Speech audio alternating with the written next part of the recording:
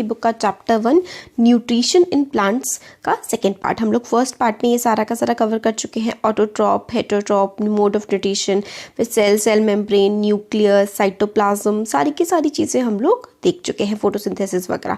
अब हम लोग यहाँ से देखते हैं कि लीव्स जो होती है ना, other than green also have chlorophyll. मतलब सिर्फ ग्रीन कलर की लीव्स में ही क्लोरोफिल नहीं होता है, बाकी सारी जो लीव्स होती है ना उनमें भी क्लोरोफिल प्रेजेंट होता है। क्लोरोफिल का क्या काम होता है? क्लोरोफिल का काम होता है ग्रीन कलर प्रोवाइड करना लीव को। मगर जो लीव्स ग्रीन कलर की नहीं होती है ना, उनमें भी क्लोरोफिल प्रेजेंट होता है। मगर बाकी सारे जो कलर्स होते हैं ना, large amount of red, brown और अदर कलर के जो पिगमेंट्स होते हैं ना, वो क्या करते हैं? ग्रीन कलर को छुपा देते हैं। मगर जो है क्लोरोफिल हर लीव में ज़्यादातर प्रेजेंट होता है। तो फोटोसिंथेसिस किसकी वजह से होता है? क्लोरोफिल की वजह से होता है ना। तो आप लोगों ने देखे होंगे पॉन्ड्स वगैरह, कहीं आप गांव में गए हो या किसी जहाँ पे भी आप रहते हैं, आपने वहाँ पे तालाब वगैरह देखे होंगे जहाँ पे रुका हुआ पानी होता है। स्टेगनेंट का मतलब होता है रुका हुआ। तो जहाँ पर जिन वाटर बॉडीज़ में, वाटर बॉडीज़ का मतलब हो गया जैसे कि जिस भी चीज़ में पानी है, नेचुरल चीज़ में, जैसे कि लेक हो गया, पॉन्ड हो गया, है ना। तो वहाँ पे जहाँ पे रुका हुआ पानी होता है, तो आप लोग एक एल्गी की ग्रोथ देखते हो। एल्गी क्या होता है? आप देखते हो कि काई जैसी जम जाती है, मतलब पानी क्या हो जाता है? हरा हरा या फिर रेड रेड इस टाइप का हो जाता है, तो वो चीज़ एल्गी होती है।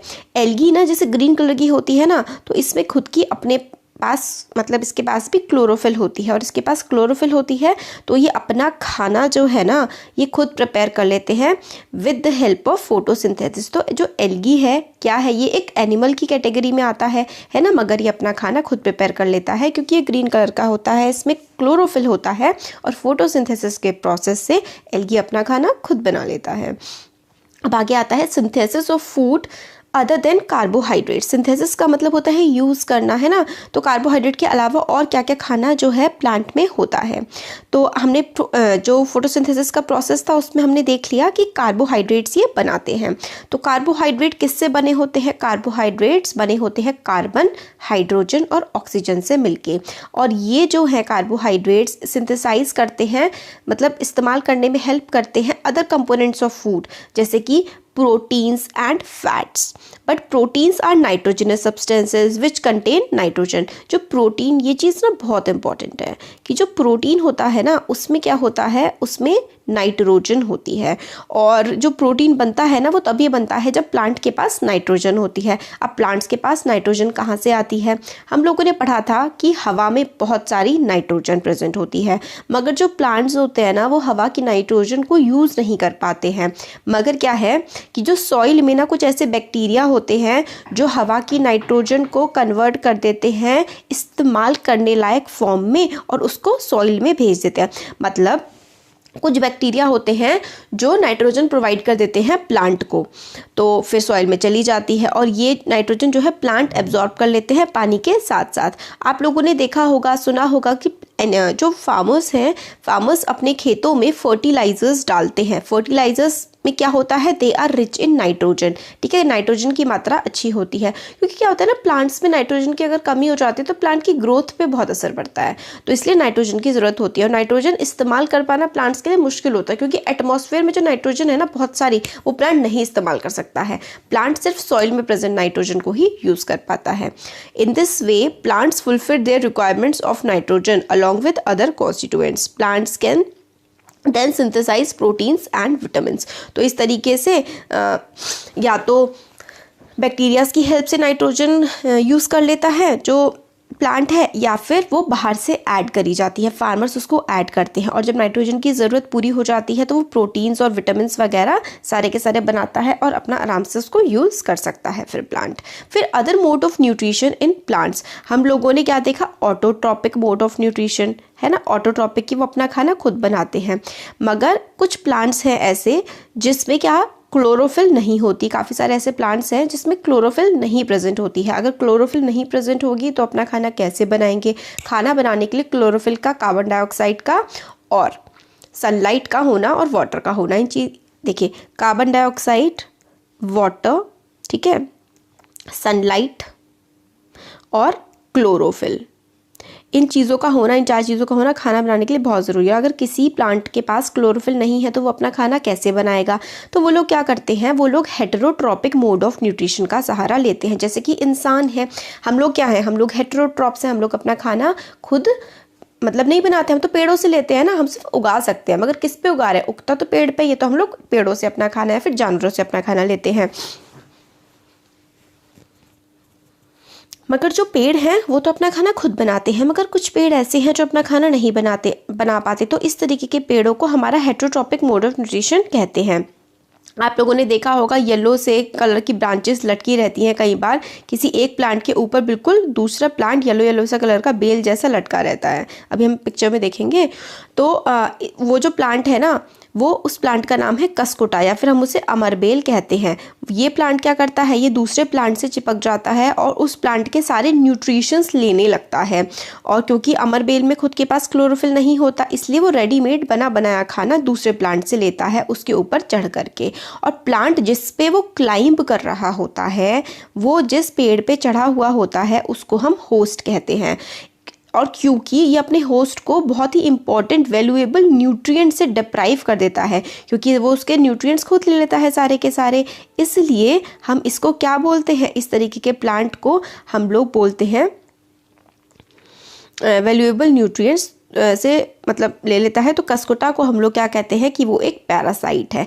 तो इस तरीके का प्लांट जो अपने होस्ट पे किसी दूसरे प्लांट पे एक तरीके से लटक जाता है और उसके न्यूट्रिएंट्स लेने लगता है, तो हम उसे पैरासाइट कहते हैं। ये देखिए, ये तो ग्रीन कलर का प्लांट है, येलो जो दिख रहा है ना, ये कसकोटा चिपका पड़ा है प्लांट पे। तो ये चीज़ बहुत ज़्यादा इंपॉर्टेंट है कि आप पैरासाइट्स का एग्जाम्पल देना है कि पैरासाइट का क्या एग्जाम्पल है। तो पैरासाइट का एग्जाम्पल है कसकोटा। और पैरासाइट क्या करते हैं, they take nutrient from other plants. फिर आगे आता है, आप लोगों ने सुना होगा ऐसे प्लांट्स के बारे में जो एनिमल्स खाते हैं। ऐसे प्लांट्स के बारे में क्या आपने सुना है कि कुछ ऐसे पेड़ होते हैं जो दूसरे जानवरों को खाते हैं। तो इस तरीके के पेड़ जो होते हैं वो भले ही उसमें ग्रीन कलर हो, मगर उनकी सारी की सारी न्यूट्रिशनल रिक्वायरमेंट्स पूरी नहीं होती हैं, इसलिए वो दूसरे जानवरों को, मेनली कीड़े मकोड़ों को खाते हैं। तो इसका एग्जाम्पल है पिक्चर प्लांट, क्योंकि वो पिक्चर जैसा दिखता है, घड़े जैसा दिखता है, जग जैसा दिखता है, इसलिए उसको पिक्चर प्लांट बोलते हैं। ये देखिए, ये पिक्चर में हमें दिखा रखा है, ये है पिक्चर प्लांट। ये अपना खाना वैसे थोड़ा बहुत तो बना लेता है, बट क्या करता है, इसकी न्यूट्रिएंट्स रिक्वायरमेंट पूरी नहीं होती ना। तो ये देखिए, ऐसे जग जैसा होता है इसका मुंह, ठीक है, ये ऐसा करके होता है। वैसे तो इसके ऊपर ना लिड होती है, लिड का मतलब होता है कोई भी ढकने की चीज़, तो ये ढका रहता है। बट जैसे ही इंसेक्ट आता है ना इनके पास कोई कीड़ा आता है, ये अपनी लिड खोलता है, अपना मुंह खोलता है और कीड़े को अपने अंदर ले लेता है और अपना मुंह फिर बंद कर लेता है। फिर क्या करता है ये, फिर उस कीड़े में से जो है न्यूट्रिएंट्स वगैरह ये सारे के सारे निकाल लेता है, अपने अंदर ले लेता है। फिर इंसेक्ट पिक्चर प्लांट में जब आ जाता है, ट्रैप कर लेता है।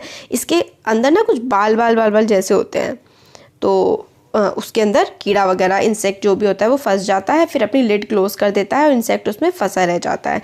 फिर इंसेक्ट में से डाइजेस्टिव जूसेस जो है वो निकाल लेता है और अपना उसको खा लेता है। तो इंसेक्ट ईटिंग प्लांट को हम लोग इंसेक्टिवोरस प्लांट कहते हैं। तो एग्जाम्पल क्या हो गया इंसेक्टिवोरस प्लांट का, तो इंसेक्टिवोरस प्लांट जो है ना वो क्या हो गया हमारा पिक्चर प्लांट, ये इंसेक्ट खाता है, ठीक है। तो अब क्वेश्चन पूछा जाता है, is it possible that such plant do not get all the nutrients from the soil in which they grow. हाँ, इसीलिए तो वो क्या करते हैं, मतलब वो सारे के सारे न्यूट्रिएंट्स सॉइल में से नहीं ले पाते ना, इसलिए वो जानवर खाने लगते हैं, कीड़े पकौड़े। अब बूझो कंफ्यूज हो गया है कि अगर पिक्चर प्लांट ग्रीन है तो और फोटोसिंथेसिस करता है तो अपना खाना मतलब इंसेक्ट से क्यों लेता है। तो मैंने आपको आंसर बता दिया है कि अपनी न्यूट्रिएंट्स रिक्वायरमेंट को पूरा करने के लिए। अब आते हैं सेफ्रोट्रोफ्स। सेफ्रोट्रोफ्स क्या होते हैं, आप लोगों ने बाजार में मशरूम के पैकेट देखे होंगे, है ना। और आप लोगों ने कई बार क्या होता है, इस तरीके का स्ट्रक्चर उग जाता है, जैसे कि बारिश का मौसम होता है तो एक छतरी जैसी कई बार आपको उगी हुई दिखती है। तो ये मशरूम जो है और ये अम्ब्रेला लाइक जो स्ट्रक्चर होता है जो सड़ी हुई लकड़ी वगैरह पे उग जाता है, ये भी क्या होता है, एक तरीके का न्यूट्रिशन का मोड होता है। तो इसमें हम लोग देखते हैं, फिर हमें एक्टिविटी बता रखी है कि हम अगर ब्रेड लें, ब्रेड को हम लोग 3-4 दिन गीला करके उसको छोड़ दें। 3-4 दिन बाद देखेंगे तो उस पर ग्रीन ग्रीन सा ब्राउन सा कुछ लेयर्स ही जम के आ जाती है, उसको हम लोग कहते हैं फंगस। तो इस तरीके का ऑर्गेनिज्म ये जो हमें ब्रेड पे दिख रहा है ना, ये देखिए ग्रीन ग्रीन सा, और हम माइक्रोस्कोप से देखेंगे तो ऐसा दिखेगा। इसको हम लोग बोलते हैं फंगस, फंगी बोलते हैं या फंगस बोलते हैं, they have different mode of nutrition, इनका अलग टाइप का मोड ऑफ न्यूट्रिशन होता है। ये क्या करते हैं, they absorb nutrients from the bread, मतलब ब्रेड में से न्यूट्रिएंट अब्जॉर्ब कर रहे हैं। तो this mode of nutrition in which organism take in nutrients from dead and decaying matter is called saprotrophic nutrition. तो सेफ्रोट्रोफ क्या होते हैं कि मतलब कोई चीज़ सड़ जाती है या कोई जानवर मर जाता है, तो उस जो कोई चीज़ सड़ गई, कोई जानवर मर गया, उसमें से अगर ये डेड एंड डिकेइंग मैटर, मतलब जो चीज़ डेड हो चुकी है, डिके हो चुकी है, उससे अगर कोई जानवर अपना न्यूट्रिशन ले रहा है, अपना खाना ले रहा है, तो वो होता है सेफ्रोट्रोफिक मोड ऑफ न्यूट्रिशन। और इस तरीके के ऑर्गेनिजम्स को, such organisms with saprotrophic mode of nutrition are called saprotrophs. और इस तरीके के ऑर्गेनिजम्स जो दूसरों से खाना लेते हैं, इस तरीके के ऑर्गेनिजम्स को हम लोग सेफ्रोट्रोफ्स बोलते हैं। फंगस जो है वो पिकल होता है अचार, लेदर पे, कपड़ों पे, और मतलब बहुत सारी जगह ये ग्रो करता है, ह्यूमन बॉडी पे भी ग्रो कर जाता है। तो हॉट और ह्यूमिड वेदर होना चाहिए इसके लिए, मतलब गर्मी होनी चाहिए, और ह्यूमिड का मतलब होता है नमी होनी चाहिए काफ़ी लंबे समय तक। इसलिए क्या होता है, बरसात के मौसम में चीज़ें बहुत ज़्यादा ख़राब हो जाती हैं। फंगस के जो स्पोर होते हैं ना, फंगल स्पोर्स जो हैं वो हमेशा प्रेजेंट होते हैं एयर में, और जब भी इनको हॉट और ह्यूमिड एनवायरनमेंट मिल जाता है, हॉट और मतलब थोड़ा गीला एनवायरनमेंट मिल जाता है, उस पर बैठ जाते हैं, जर्मिनेट करने लगते हैं, ग्रो होने लगते हैं, मतलब बढ़ने लगते हैं।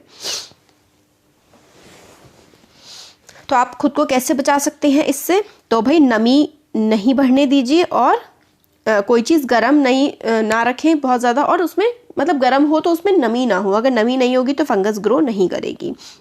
कुछ और ऑर्गेनिज्म होते हैं जो लोग, जैसे दो अलग अलग ऑर्गेनिज्म है, वो लोग साथ में रह रहे हैं और न्यूट्रिएंट्स एक दूसरे से शेयर कर रहे हैं। मतलब एक तो जो है इंसान कह रही हूँ, एक जानवर तो न्यूट्रिएंट प्रोवाइड कर रहा है, दूसरा जानवर रहने की जगह यानी कि शेल्टर प्रोवाइड कर रहा है। तो इस तरीके की रिलेशनशिप को कि भाई एक जानवर तो क्या कर रहा है, न्यूट्रिएंट दे रहा है, खाना पीना ला रहा है, एक रहने की जगह दे रहा है, और एक दूसरे की ये हेल्प कर रहे हैं। तो इस तरीके के रिलेशनशिप को हम सिम्बायोसिस कहते हैं। मतलब वो लोग एक दूसरे की हेल्प कर रहे हैं। जैसे आप हो, सपोज करिए आपका नाम ए है और आपके फ्रेंड का नाम बी है। आप जो है, आप क्या कर रहे हैं, आप खाना ला रहे हैं, और आपका फ्रेंड जो है वो रहने की जगह दे रहा है। तो आप दोनों मिल बांट करके काम कर रहे हैं ना। तो यही जो प्रोसेस होता है, ये सिम्बायोसिस का प्रोसेस होता है। एग्जाम्पल के लिए, कुछ fungi live inside roots of plant. कुछ फंगीज जो होते हैं वो प्लांट की रूट में रहते हैं, और प्लांट जो है उनको न्यूट्रिशन प्रोवाइड करता है। Plant provide nutrient to the fungus and in return fungus provide water and certain nutrients। मतलब प्लांट कुछ फंगस को न्यूट्रिएंट प्रोवाइड करता है, और फंगस प्लांट को क्या देता है, पानी देता है और कुछ न्यूट्रिएंट्स देता है। कुछ ऑर्गेनिजम्स जिनको हम लाइकेंस बोलते हैं, अ chlorophyll containing partner which is an algae. मतलब एक क्या होता है, एक होता है अलगा, ये है सिम्बायोसिस का एग्जाम्पल है। एक अलगा होता है और दूसरा क्या होता है, फंगस। एक अलगा होता है, एक फंगस होता है, ये दोनों साथ में रहते हैं।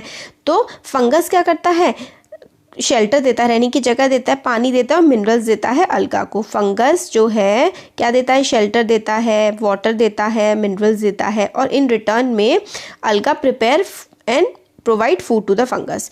तो ये फंगस क्या दे रहा है, फंगस रहने की जगह और पानी मिनरल दे रहा है ना। और अलगा क्या दे रहा है, अलगा दे रहा है उसको खाना, पका पकाया खाना दे रहा है। तो fungi and algae, algae and fungi, ये भी क्या है, एक सिम्बायोसिस का टाइप है। तो ये भी आप लिख सकते हैं। आगे आता है how nutrients are replenished in the soil. Replenished in the soil का मतलब होता है कि किस तरीके से जो न्यूट्रिएंट्स हैं वो सॉइल में दोबारा से बनते हैं। आप लोगों ने देखा होगा कि फार्मर्स मैन्योर्स, मतलब खाद फर्टिलाइजर्स वगैरह फील्ड्स में डाल रहे हैं। जो गार्डनिंग करते हैं, जो पेड़ लगाते हैं, वो लोग भी अपने खेतों में जो है खाद वगैरह डालते हैं। तो वो क्यों डालते हैं, क्योंकि क्या होता है ना, न्यूट्रिएंट्स की, मिनरल्स की कई बार कमी हो जाती है। उस कमी को पूरा करने के लिए ऐसा किया जाता है। हमने पढ़ा था पहले भी कि प्लांट्स जो है मिनरल्स, न्यूट्रिएंट्स सॉइल से एब्जॉर्ब कर लेते हैं, तो उनके amount, so their amount in the soil keep on declining. मतलब प्लांट जो है वो मिनरल न्यूट्रिएंट लेते रहते हैं सॉइल से, तो अब लेते रहेंगे तो कम हो जाएगी। इसलिए फर्टिलाइजर्स और मैन्योर्स जो कि न्यूट्रिएंट्स उसमें होते हैं, जैसे कि नाइट्रोजन, पोटेशियम, फॉस्फोरस, नाइट्रोजन हो गई, पोटेशियम हो गया, फॉस्फोरस हो गया, इस तरीके का यूरिया बना करके खाद की फॉर्म में डाला जाता है, ताकि जो है सॉइल को न्यूट्रिएंट्स प्रोवाइड करे जाएं। मगर क्या है ना कि यूजुअली जो क्रॉप्स है ना, वो काफ़ी सारी नाइट्रोजन जो है वो absorb a lot of nitrogen and the soil becomes deficient in nitrogen. Crops बहुत ज़्यादा नाइट्रोजन भी ले लेती हैं और सॉइल में नाइट्रोजन की कमी हो जाती है। वैसे तो हवा में प्लेंटी है, मतलब बहुत सारी नाइट्रोजन है, मगर हमने पहले भी देखा था कि प्लांट्स नाइट्रोजन हवा वाली यूज़ नहीं कर पाते हैं। कार्बन डाइऑक्साइड तो कर लेते हैं मगर हवा की नाइट्रोजन नहीं कर पाते, वो सॉइल में से ही नाइट्रोजन ले पाते हैं। इसलिए कुछ बैक्टीरिया होते हैं जैसे कि राइजोबियम बैक्टीरिया, वो एटमॉस्फेयर में से, मतलब बैक्टीरिया लेते हैं एटमॉस्फेयर से नाइट्रोजन, सॉइल में पहुंचाते हैं और सॉइल से कौन ले लेता है, प्लांट ले लेते हैं।